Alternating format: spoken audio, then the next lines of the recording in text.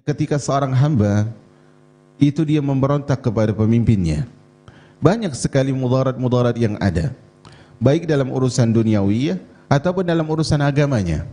Ketika seorang rakyat atau masyarakat memberontak kepada pemimpinnya, kepada imamnya, akan ada kerusakan dalam urusan agama dan urusan dunia mereka. Di antara kerusakan-kerusakan yang ditimbulkan dari memberontak dan tidak taat kepada pemimpin, salah satunya adalah istibdalul aman bil khauf, hilangnya rasa aman dan munculnya rasa takut. Ini kalau seorang perhatikan kenapa Islam melarang umatnya untuk memberontak kepada pemimpin, dikarenakan tidak bisa dipungkiri bahwa adanya pemimpin itu karena bisa menimbulkan rasa aman. Apalah artinya seorang hidup tanpa rasa aman? Kita lihat negeri-negeri, sebagian negeri di Timur Tengah, yang mereka juga adalah mayoritasnya adalah kaum muslimin. Ketika mereka sudah mulai memberontak kepada pemimpin mereka, maka saat itu Allah Subhanahu wa taala jadikan mereka hidup dalam ketakutan.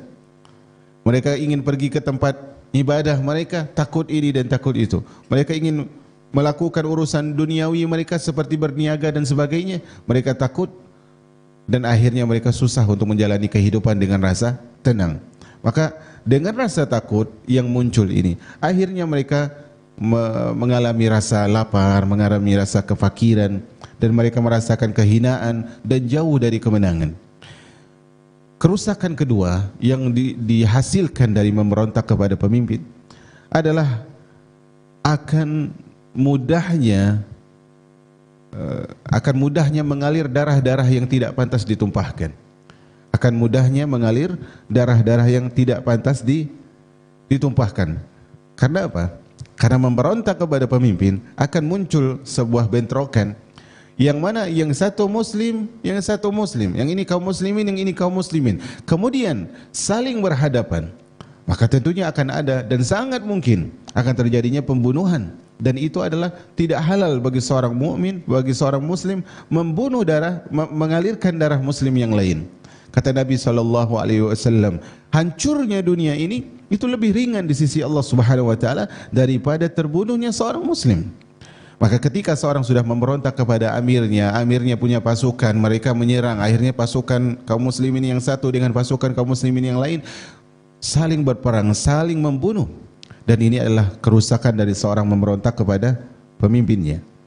Kemudian kerusakan yang ketiga adalah negeri itu akan dipimpin oleh orang-orang yang lemah akalnya.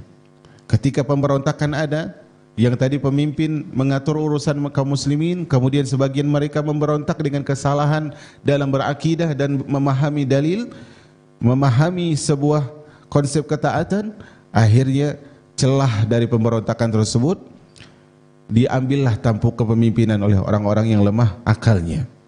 Sehingga apa? Sehingga urusan mereka semakin rusak, sehingga akhirnya mereka merasa pemimpin ini merasa tinggi di hadapan masyarakatnya, padahal dia adalah orang-orang yang rendah akalnya. Kerusakan yang keempat adalah kurangnya ilmu. Kurangnya ilmu. Kalau ada kekacauan di sebuah negeri, bagaimana mungkin seorang bisa tenang untuk mendapatkan ilmu? Ketika dia menuntut ilmu dengan rasa yang tidak tenang, penuh kelaparan, penuh kekacauan, pemimpinnya adalah pemimpin yang saat itu tadi rendah akalnya karena kasus yang ada, akhirnya apa? Mereka dipalingkan dari ilmu, dipalingkan dari para ulama, dan akhirnya ilmu di tengah-tengah kaum muslimin semakin redup.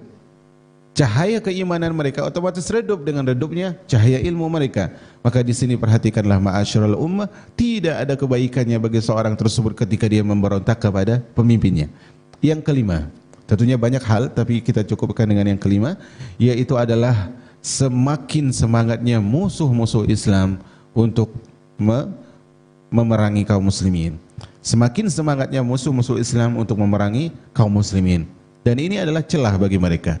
Ketika muslim memberontak kepada pemimpinnya, bisa jadi dia ikut memerangi kaum muslimin, atau bisa jadi dia membuat adu domba antara dua belah pihak kaum muslimin dengan pemerintahnya, tentunya kaum muslimin dan pemerintahnya. Akhirnya pemerintahnya tergulingkan dan bukannya kaum muslimin lagi yang menjadi pemimpin, tapi bisa jadi orang-orang yang itu adalah musuh bagi Islam.